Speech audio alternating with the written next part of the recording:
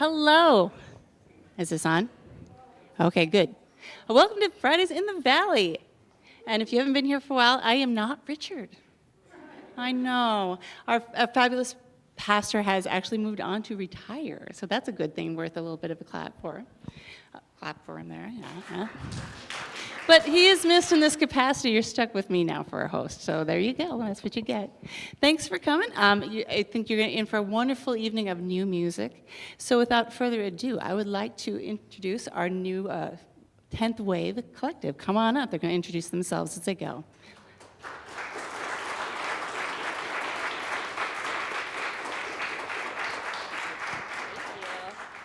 Thank you so much. And thank you for joining us here this evening for what's going to be hopefully a very emotionally resonant program. My name is Ashley, and I'm a violinist with 10th Wave. Up here joining me with the string quartet is Hannah Kennedy, Patty Ryan, and Kelsey Farr. You might also notice, in addition to the string quartet, that there are two very big percussion instruments. We have our vibraphone over here, and the marimba right behind us. So it's been really fun to have quartet with all of these different sounds. Eri Isamura is gonna be playing both of these percussion instruments. So we only have to play one, but she gets to do double duty tonight. So I just wanted to say a little bit about this program because putting it together, I wanted to try to find a way to tell sort of a story through music and to combine pieces that had emotional significance either to the composer or kind of to the performers. And so tonight's program order kind of hopes to follow a little bit of this journey. We begin with Blueprint by Carolyn Shaw. And it's a unique way to set the stage. You'll hear ghosts of quartets past, filtering in and out of new tonalities. And then it will be followed by a journey through the aftermath of loss and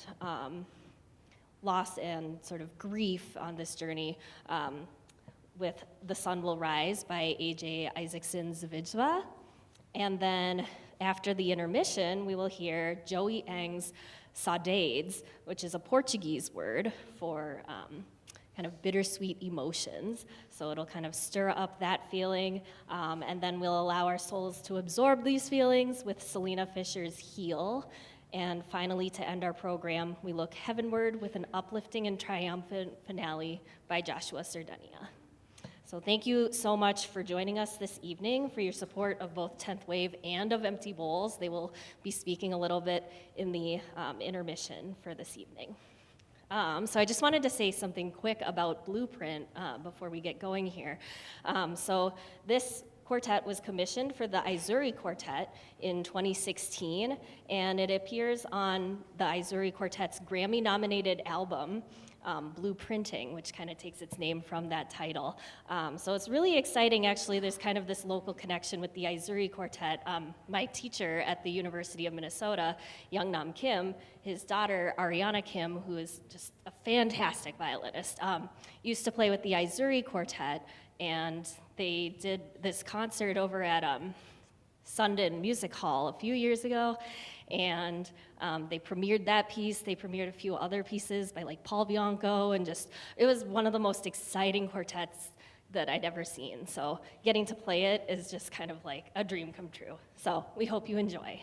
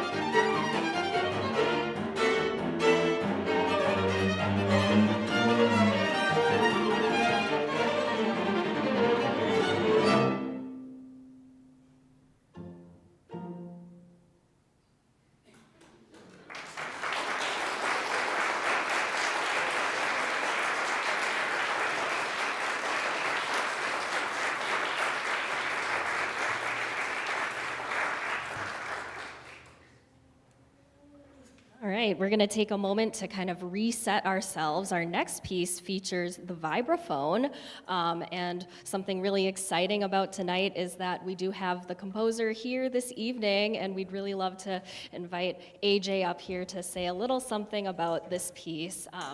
It actually was premiered in 2022 by the Artaria Quartet that also featured Patty and Ari. And so it's just a joy to be able to play music by composers who live in the area, people that we can work with, and, oops, excuse me, I'm totally in the way here. Here is AJ. Welcome to the stage here. Thank you so much for being here. I'm gonna pass the mic to you. Hi. So this piece started as I was actually looking for poems to set to music for a singer. And I was reading a bunch of different poets and somehow stumbled across this book called Note to Self. And I was like, oh, this is interesting. I wonder what kind of poetry is in this book. It wasn't poetry, but it was a book edited by Gail King, who took a bunch of celebrities and had the celebrities write letters to their younger selves. And I was really fascinated by this concept. And I was like, I wonder how I could turn this into music.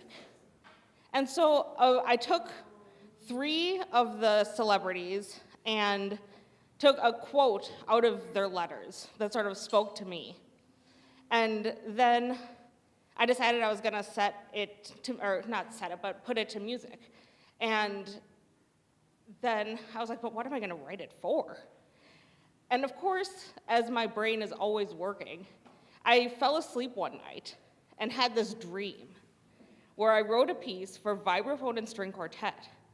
And the colors in my dream were so fantastic that I woke up and I knew I had to write this piece. So I took these 2 concepts, the book plus the dream, and embarked on this journey of The Sun Will Rise.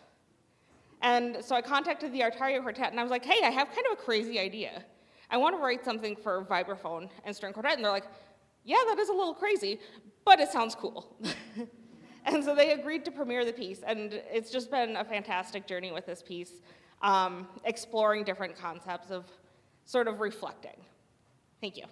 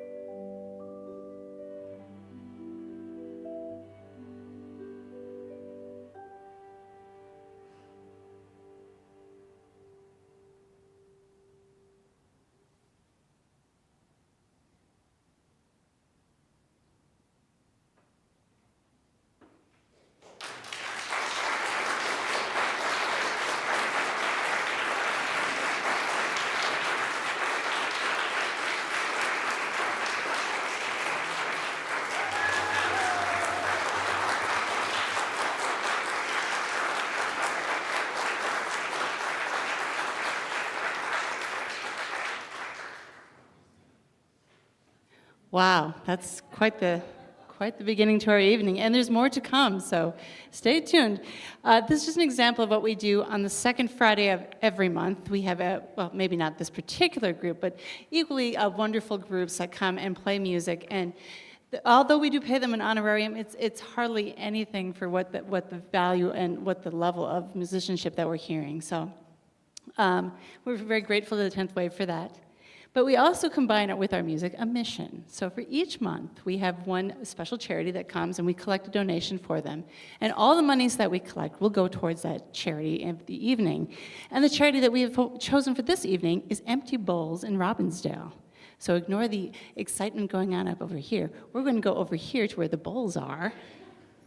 We're walking, we're cruising. And I'd like to introduce Allison and Jeff from Empty Bowls of Robbinsdale, and they'll tell you a little bit more about this charity. Please welcome them. Thank you so much to Valley too for hosting us, and this incredible music. I did not know this happened, but I'm coming back. So we wanted to tell you a little bit about Empty Bowls, why we're here, and what we do. Empty Bowls is a grassroots fundraising effort really aimed at targeting hunger in our community. And we host an event every year where we serve soup and bread and gather donations, and are just to help hunger in our community. The donations that we receive go to Near and Prism, our local food shelves, and so we are happy to be able to. I think we all know over the last several years, hunger has really hit our community hard. I think we all know that the price of groceries has all gone up. And we, in Minnesota, 1 in 9 individuals experience some kind of food insecurity. And our food shelves are seeing significantly increased volumes. Last year in 2023, between Near and Prism, they had a combined over 35,000 household visits, served over 32,000 children, adults, and seniors, and distributed over 2 million pounds of food. The impact that this has on our community is just huge. So we host a fundraiser. We're hosting a fundraiser in March, and we bring these bowls to the fundraiser. We have community bowl making events where people from the community come to some of the Robbinsdale schools, make and glaze bowls, and really the donations that we receive and the bowls that people select and return is really a symbol to kind of remind you in your home of the hunger in our community. And so March 19th, Cooper High School, 5 to 7:30 is our fundraising event, and we'd love to see you there. Jeff has a little something to add, too. Thank you.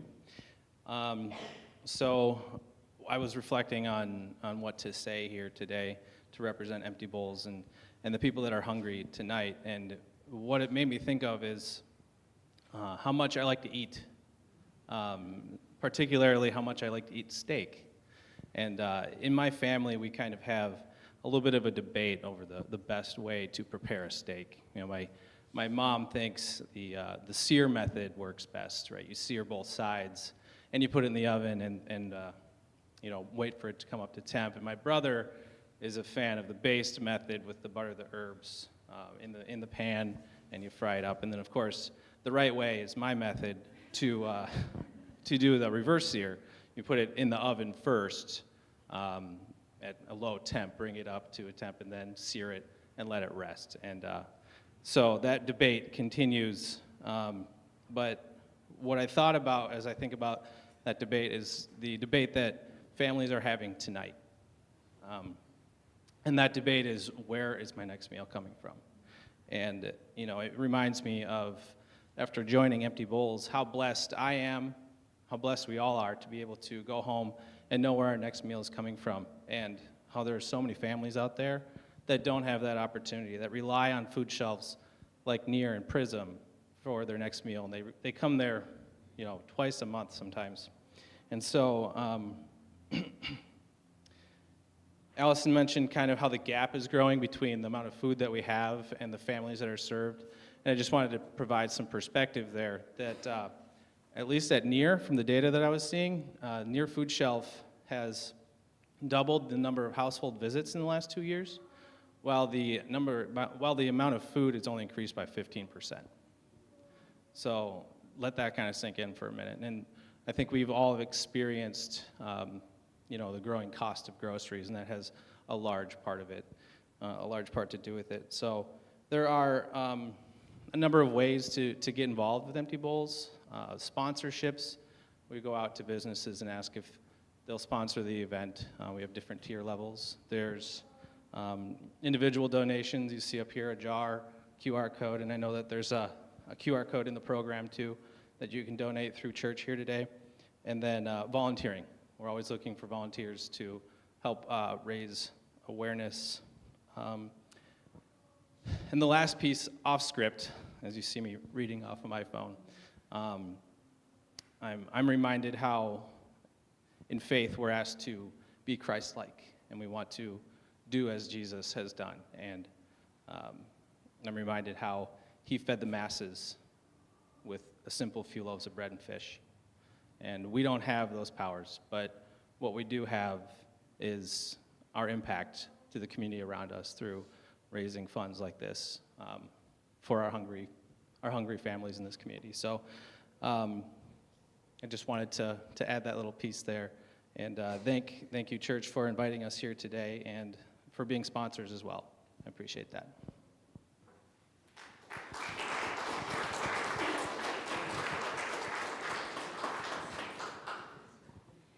So donations, you can do that in the back in the narthex. We're collecting money there. We can do cash.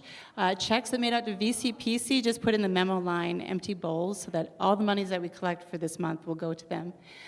Did you forget something tonight? You don't have a checkbook, you don't have any money. You can donate online, and if you are live stream, you can also donate too. Just find the donate button, and then scroll down to get to the Fridays in the Valley line. Or just, if you happen to be here, the QR code will also work. All the monies that we collect, none of it goes to the church here. It's all goes to empty bowls for this evening and throughout the month in Fridays in the Valley. So. It's a very familiar charity for us here at Valley, so we were very glad to have you here. Thank you, Allison and Jeff. But without further ado, we should continue our evening. And here's some more new music. We welcome back Hannah, Ashley, Patty, Kelsey, and Emery, and let's give them a welcome back for the second half.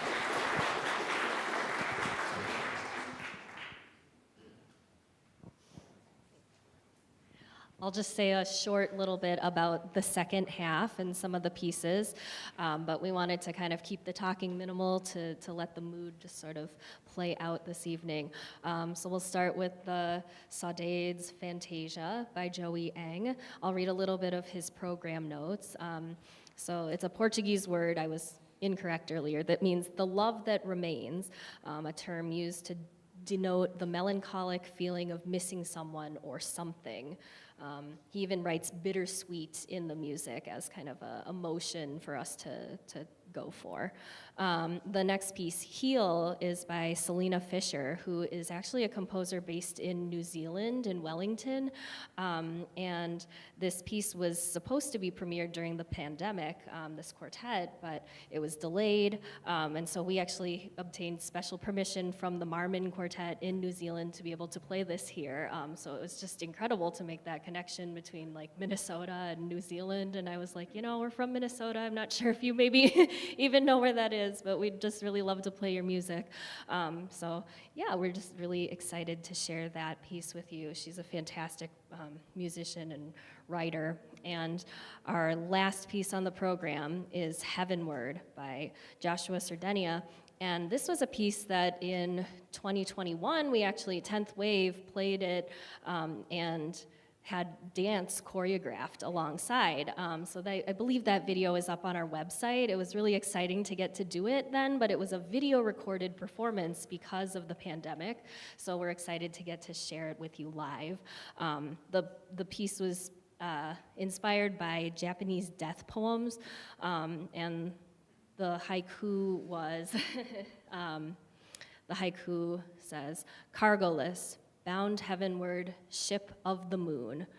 And Joshua wanted this piece to be kind of like a gradual emotional ascent upward. So we hope you enjoy the second half. Thank you.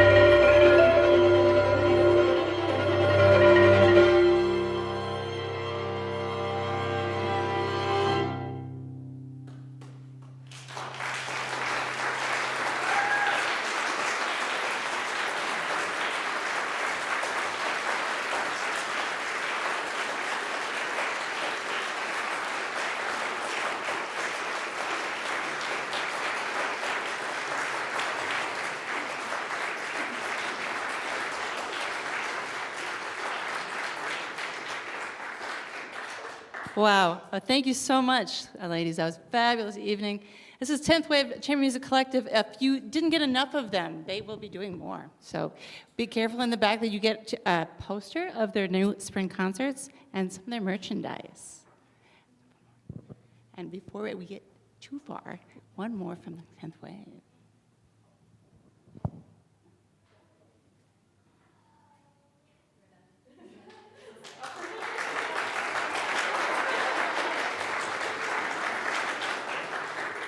They had an encore, I'm sorry.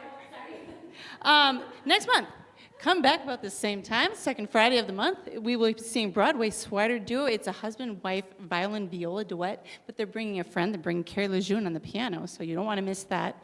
It's romantic period music. You'll hear something from Louis Spohr, Max Bruch, and Rebecca Clark, if you're a viola fan. So come on back for that. And don't forget to donate well and charitably in the back, or come up and see the bowls up in the front from the Robbinsdale Empty Bowls. And I think the ladies would probably be happy to show you a little bit of the vibraphone and the marimba as well. So come on up and see some musicians, and thank you for coming tonight.